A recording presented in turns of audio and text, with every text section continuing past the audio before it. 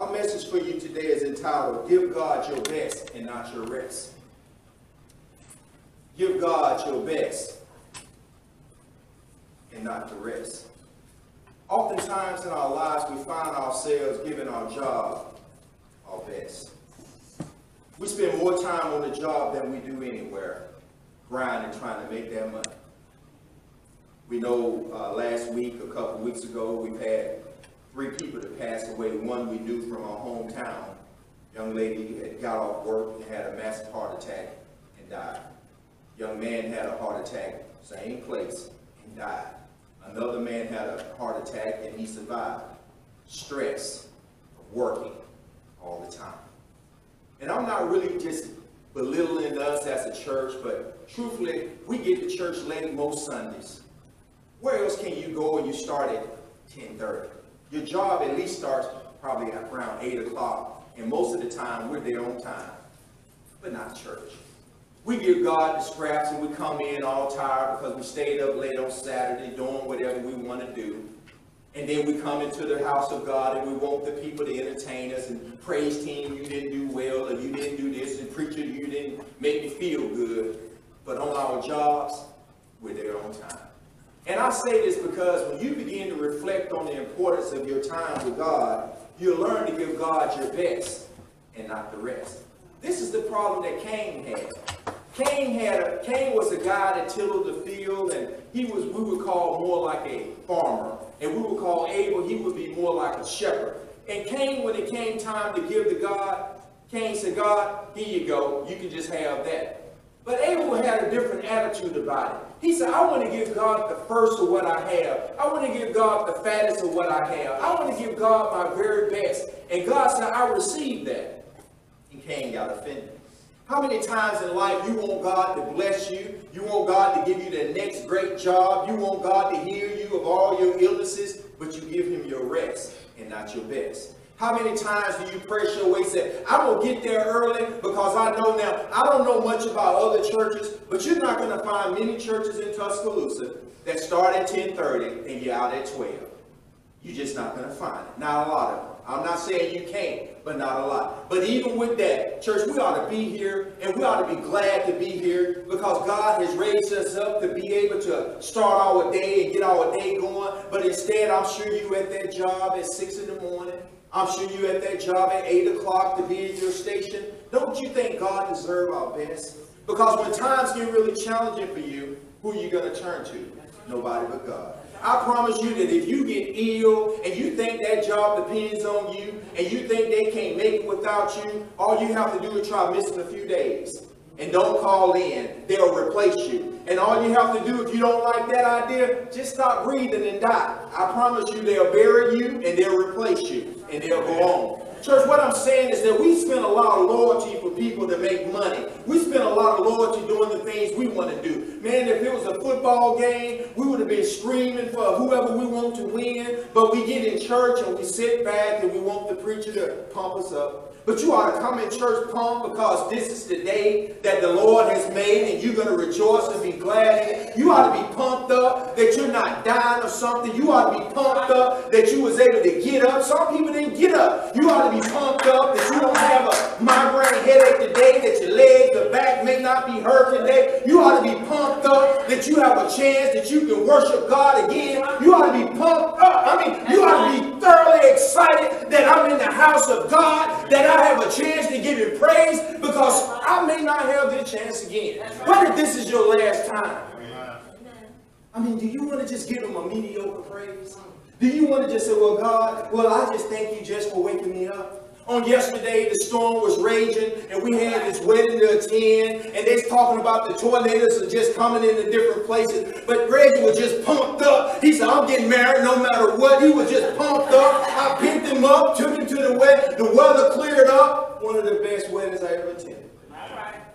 Now, if you can do all that for a wedding, you can't do that for God. People were there. They was all pretty. Everything was laid out. Nobody was worried about the storm coming. And just like it is in church, you get in church, you ought to be pumped up for the word. You say, man, I got to think about it. Am I giving God my best or just my scrap? Am I giving God my best or just what's left over? Man, you ought to go to bed early, wake up early on Sunday, and let something. This is something that I tell my wife all the time. Do not argue and fuss before you come to church. Don't get in no arguments. That's the devil. That's what he does to distract you, to get you in a bad mood, to get your spirit all up. You ain't got whatever it was, it'll keep till you get home. Huh?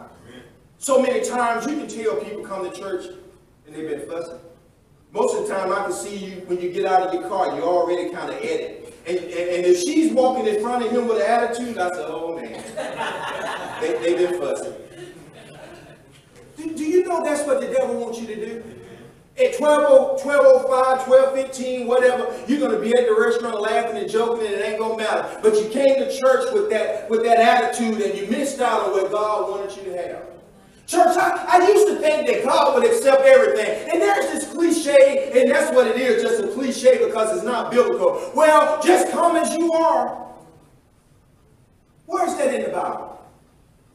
That's not in the Bible. There's no scripture that backs that up. God don't accept just coming as you are. God is a holy God. God expects respect when you come before him. God don't want your scraps. God wants the best of you. Well, y'all ought to be glad I came to church even if I did sleep. God don't accept that. Amen. Do you get this? Amen. Will your boss accept it on the job? Can you clock in and go get you a 30, 40-minute nap on the clock? Well, why do you think God accepts it? Huh? Even people at jobs, when we meet in the mornings, we have what they call round tables at my job. And I have these round tables at the job with the team because before we start our day, we want to talk about what we're going to do. We're planning our day out. And every day we want to meet up with each other and talk to each other. And I notice that kind of motivates them because it gets them out of their silos and put them back in the team. Church, we're a team. See, when I hurt, you hurt. When you hurt, I hurt. And so as a team, we come in here to worship God. As a team, we come in here to give God our best. Maybe you're not all vocal. I'm not saying you got to be jumping and shouting and bucking and huffing and all that. But I'm saying you come in with an attitude of praise that you're giving God your best. Amen. Not because you stayed up all night watching your favorite show that's a rerun. Huh? But because you come in because you want to give God your best. Why do you say it? Because I'm telling you that when you begin to give God your best, when you ask something of him, he'll do it for you. Because you become a son of his. But most of our lives we spend working. Working. We spend the bulk of our life working. And truthfully, when we do have a little time to spend with our kids, it's like, oh, I'm so tired and exhausted. Y'all go play, y'all go do this. And you just let the time pass by. And I was just reflecting on it and just thinking about it. Time is something that never stops. And before you know it, that little girl or boy of yours have grown up and you said, where did the time go? You never had a chance to maybe take them somewhere on vacation or do something nice. But you know how we do it now. We throw money at them. Well, just take this. But you know, I find that sometimes kids don't want just your money, and they want the money. That's not just the money, but they want your time. They want aunties and uncles to spend a little time with them, to let them know that you know who they are, and you recognize, not just giving them a little money, but to spend a little time with them. They want to have a relationship with you. They want to be able to know who their uncles and their cousins are. They want to be able to have this relationship, not just saying it, but never doing it. We take out a little time for our boys. Let them know that they're important to us. We understand who you are, and we respect who you're going to become. And we recognize you. And we see the potential in you. And God was telling he was telling Cain that if you do well, I'll receive you. But if not, there's sin lying at the door. Church, when you're not focused, you allow the enemy to creep in and he'll tell you things. He'll whisper in your ear. He'll tell you to do some foolish stuff. And when you do that stuff, he'll back off of you. And here you are in all kind of trouble. All because you weren't really willing to listen and take the advice of mom and dad or their old school. I'm trying to have fun. I want to enjoy my life. They don't understand. Well, I just have this one life to live, and it might be short. Because if you're not giving God your best, you're giving God the scrap. And so here we are now, young people that don't even come to church. They're just so enjoying life and don't know that God is the reason for it. They got better jobs today than they ever had and don't even think about, thank God for this job. But this job is not my God. Church, I'm telling you today that if you spend all your time making money, all your time trying to be famous and neglect your family, you're going to regret that one day. Your money may outlive you, and they'll bury you, and they'll go on and do whatever they're going to do. As some of the guys, they'll pour 40 over your grave and go on. Time. I know that the concerts and I don't know who was at the BJCC, one of the artists, and we press our way to get there to be entertained and to hear the music, and nothing is wrong with that, but that can't be more important than your relationship with God. Oh man, we'll pay to go in and have a good time, and we'll do all these things, and when we get to church, oh man, I'm so tired, oh, I'm so sleepy. And as soon as you get out of church, you sit out there and you talk for 15, 20 minutes, because that spirit of tiredness, it's a spirit, church. It ain't personal. I don't even take it personal, but that spirit will leave you, and you'll be energized and go on about your day, and you'll just think, man, boy, every time I get to church, I get so sleepy. I get so tired, because we're giving God the rest, not our best. The Bible goes on to talk about something. In the book of Leviticus 2, he said, when you offer a meat offering unto the Lord, his offering shall be of fine flour, and he shall pour oil on it, and the frankincense thereon. When you're giving God something, you want to give God your best. This is not a message about money now. I'm not talking nothing about dollars and cents. I'm talking about your time. I'm talking about things you offer God outside of money. I told you, we all can throw money that way. I'm talking about your relationship with God. I'm talking about whenever you give God, you don't come in and just, whatever you want me to do. I asked the brother this morning, I said, man, do me a favor. He said, what is it? I said, I want you to open up for me in prayer. He said, I got it. Don't you see, that's how we all should be. But sometimes you come to the brothers and they'll do all kinds of stuff for you. But you ask them to pray with you, pray for you. I don't know if I need to do that. And I understand why you don't, because see, you haven't prayed all week. See, you hadn't talked to God all week, and now the preacher putting you on blast, and you're getting before the people, and you got to talk to him, and you haven't been talking to him. I know you feel like a stranger. But you don't have to feel like a stranger, because you can talk to him every day. You can talk to God every morning. Give God your best time. I find my best time to give God is those hours between, I'll say, 6 o'clock to about 7:30. That's the time that everything good. But you know what happens every time? The phone rings. Somebody calls, they want to talk, and they want to do it. So you just start turning that phone off. It'll wait. It'll wait. And you begin to talk to God, and you begin to give God your best. Before you start your day, say, Lord, I'm looking for a good day. Lord, I thank you for it. Y'all know what I'm talking about. Man, you begin to talk to God. And I know people don't talk to God like you should, but I'm a firm believer that you should talk to him. You should begin to pray to him. And sometime at 3 o'clock in the morning, I'll wake up. And I wake up and I walk through the house and I just begin to thank God. And be said, Lord, put a covering around my children. Lord, cover them. And it seems like, now check this out. It seems like the more I pray, the worse they get. And I'm not talking about those at home with me. I'm talking about those that are away. The more you pray, the worse they get. Why is that? Because the enemy wants to distract you. Bible study Wednesday was about Jesus being baptized. It was about him being baptized, and the Bible said that God, that heaven opened up, and this is my beloved Son in whom I'm well pleased. And the Spirit fell on him like a dove. But check the next verse out. And then he was led by the Spirit to be tempted by the devil. Could you imagine I just got baptized, and now I'm going to be tempted by the devil? I just accepted Christ as my Savior, and now I got to go knock this guy out because he's picking with me? I just said, Lord, I'm going to stop fighting, and this guy just bumped into me and didn't say, excuse me. I just had a good time at church, and this helper to cut me off, and I'm going to go behind,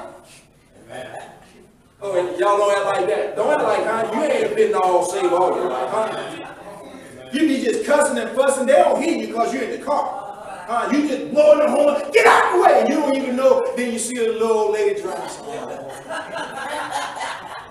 Y'all ain't never done that. That'll aggression hits you like, get on out the way. And then you come up to them. You know how we do. We give them that mean look, that mean mug. Because we're in such a rush. All right. We didn't leave on time. Now I'm running late. Man, get out of my way. I got to get to work. You ain't rushing to get to church. You rushing to get to work. Man, I've been late already 2 times this month. If I get late again, I'm getting rolled up, and you get on in there and you hit the clock. But not for God. See, and I'm not beating you up. I'm just making an example. Bible study is only 1 hour. 1 hour. Bible study is an awesome time to be able to study the Word. From 6:30 to 7:30, 1 hour, the first and the third Wednesday, that's it.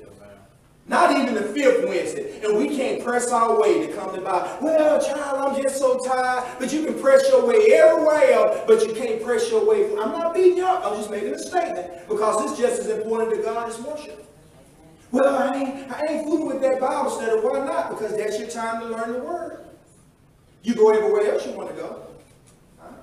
You do everything you want to do. But when it comes time for God, when it comes time for church, when people come into church with our walls and we're trying to represent who we are, we don't know who's going to come, who's not going to come. Some of you are always sick. Some of you are always whining. So it's always something going on. The reason you can't do this, you can't do that. And God don't receive that. And God is saying, come to me with a healthy attitude. Come to me that you're excited to be in my presence. Come to me because you know that I'm God and I'm worthy. You know that you're giving this to me and you're giving me your best, but instead we come in and before you know it, you can see that attitude and got off on somebody else because they don't want to do this or that. Amen.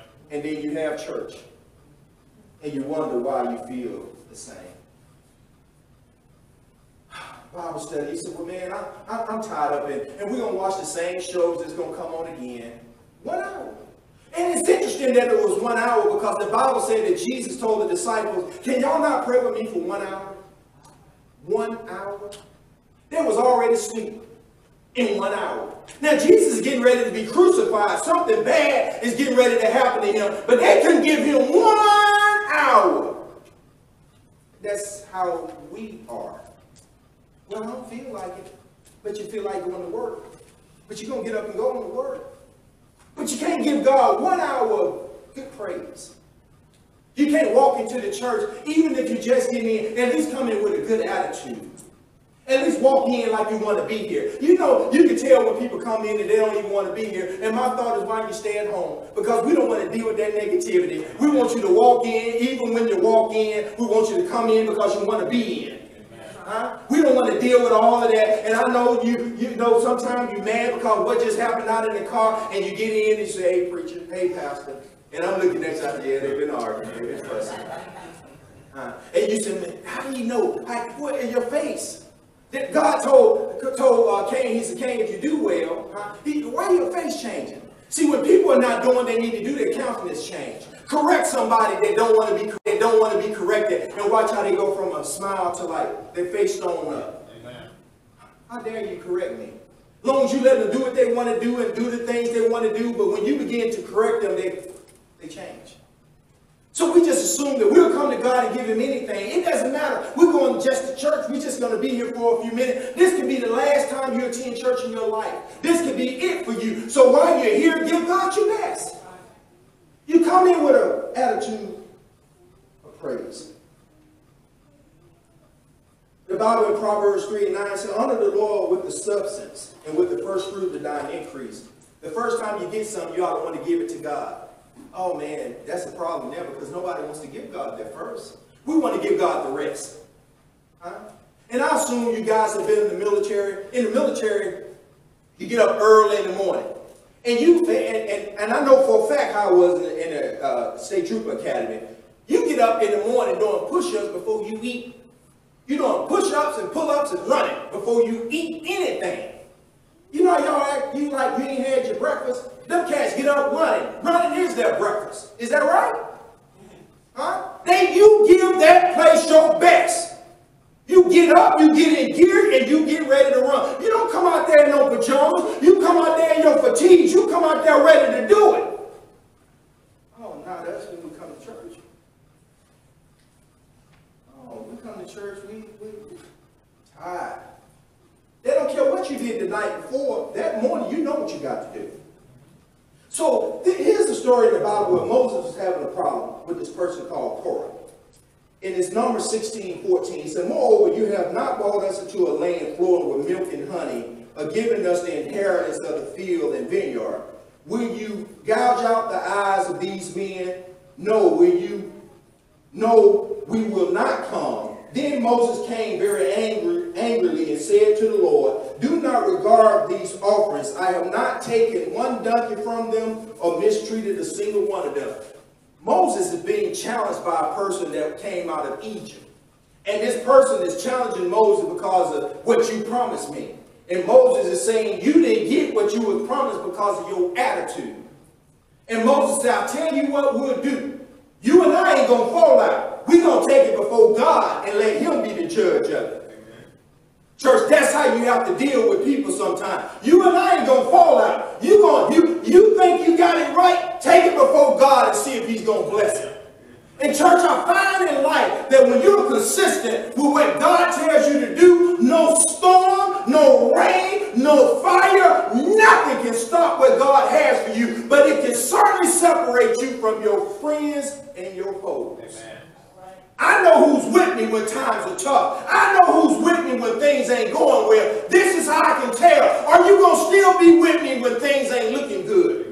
The Bible said that God said, I'll never leave you nor forsake you. That's a promise you can keep. Now, young people, they're looking for careers. Where do I go?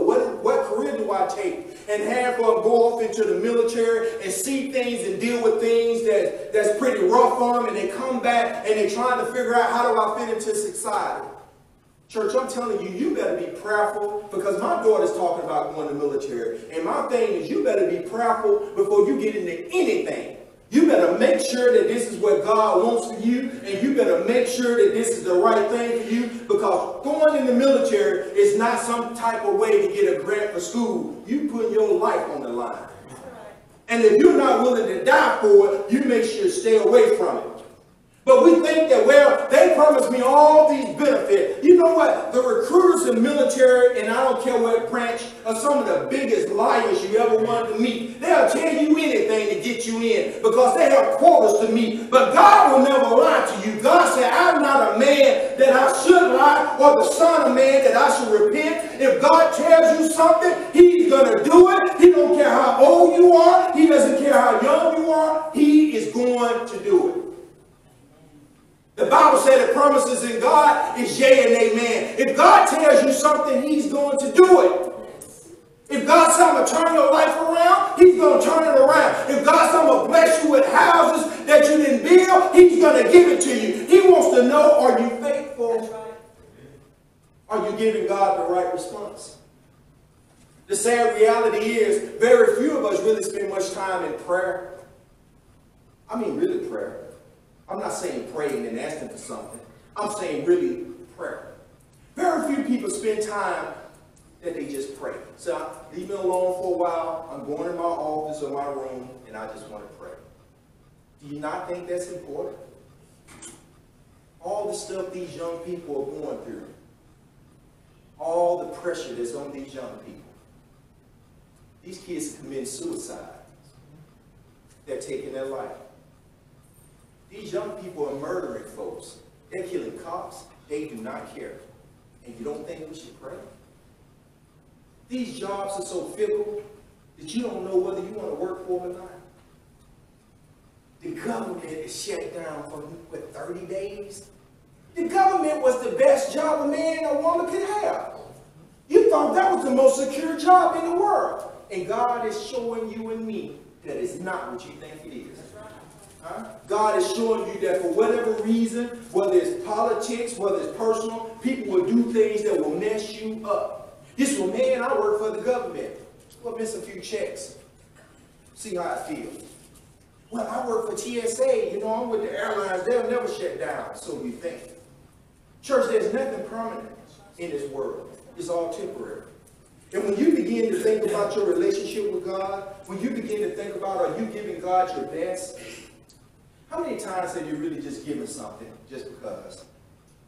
Well, I'll shut the preacher up. I'll give a little something and go on.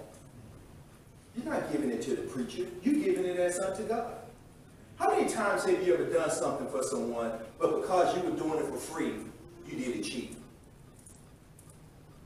How many times have you ever given people something that you know were no good, and you should have threw it in the trash, but you wanted to give it to someone? Well, they ain't got nothing. I'd rather give them this. Is that the attitude of a believer? You know, there was this story of this guy that was in construction, and he was building houses. And he was asked by the boss to build one last house. And he didn't want to do it. I said, come on, please build this one house for me. This last house. You do this house for me, and I'll be done for you building houses. So the guy built the house. But this house he built, he cut all kind of corners. He didn't do near the work he normally would do. He didn't put near the craftsmanship he normally put in it. Why? Because he didn't want to do it. Anybody ever had somebody to come cook something for him and didn't want to do it? You said, I'll let you that. You didn't want to do that. Oh, you don't want to do it. It's something about the attitude of when people do things the wrong way. Man, you throw me some food, I'll throw it on the floor. I'm not eating that. That's not the attitude to do to people that you want to serve. As it goes on, that the guy built the house. Didn't have the walls like he normally do. Didn't make things real nice. Didn't put in the best stuff. And when he was done, he came back to the guy he was building for and said, man, I'm done with your house. And he said, well, great. And he said, well, here are your keys. And the guy gives it back to him and said, this is your house. I want to give it to you as a gift. Now you're stuck with a house with crooked walls. Floors that ain't even. Because you cut corners. Church, you don't know how God's going to bless you. So you always give your best. You don't know when somebody's going to say, you know what? I want to give that back to you. I remember I went to eat with my aunt one day, and we went somewhere, maybe Hokkaido, wasn't it? And it was a lot of us, and you know, sometimes you go to places kind of expensive, people will be a little cheap because, you know, hey, they don't want to spend that. But they, you know, if they knew you was buying, they want filet mignon. If you buy, but if they buy, I'll just take the chicken. And I remember we went there, and I know how my aunt was, but I knew we were all there together, we were going to have a good time, and here I was going to pay for it, but I didn't say anything. But, you know, and they all ordered what they wanted, and my aunt said, I got it. And I could just look at some of the faces. Man, if I knew she was going to pay for it. That's why in life, church, you don't shortchange yourself. That's why in life you do your best. You don't know if somebody's going to do something nice for you or not. Man, the guy said, well, hey, man, put some brakes on the car. You put the cheap brakes, but then it's your car. See, you would put that on your car, so you do the best you can. And that's how it is with your worship. It doesn't matter that you don't sing like an angel. I was up here the other day, and I was playing one of them songs, and I was just singing. There was nobody in here with me. I was just singing to God, and I was just having a good time because I was trying to get some things straightened out. And then I was like going real high, and I hear it break up a little bit, and then I said, I better come on back down a little bit. But I was doing it as under God, huh? And I'm thinking about Felicia. I said, I ain't thinking about that woman. I said, I'm gonna sing to God, and I was just having a good time. How many of y'all have a good time with nobody watching? Man, you ever been in the shower and you just having a good time and you just singing and just having a good time, just you and the Lord? That's how you have to do in life. You just kind of remove them out of your picture. It's like they're there, but they're not there. And that's how you come in when you're worshiping. You sing your heart out because you're doing it under God. It doesn't matter that it didn't sound like what we wanted to sound like. It's the attitude which you gave. Man, attitude determines aptitude. Man, people with nasty attitudes, they don't do well in life. It doesn't matter how smart you are. You got a nasty attitude about your intelligence. Nobody wants to deal with some smart alien. Just because you say everything right, you do everything right, nobody wants to deal with that. But when you have a pleasant attitude, oh my God, it's something about being around people with good attitudes. It just makes you feel good. Man, their disposition, you know, they come in and they speaking and they talking to you. It just makes you feel good. Y'all know God wants you to feel good. God wants you to have a positive attitude. God wants you to know that I'm God and I love you and I never want you to think I'll forsake you. God wants you young people to know that the best is yet to come. He's trying to just get you to let him steer you in the path of righteousness. It's not easy. It's not fun to be the person that say no. It's not fun the person that say, you know what, I'm not smoking that, I'm not drinking that, I'm not doing that. It's not fun. But I promise you the reward is great. Yes. Oh my God, if you could just say no to that stuff, everybody trying to get you involved in different things, and you know, there's so much going on in the world. And not many people can say no. But church, I believe today that if we will just give God our best, I believe you'll receive it. Amen. Amen.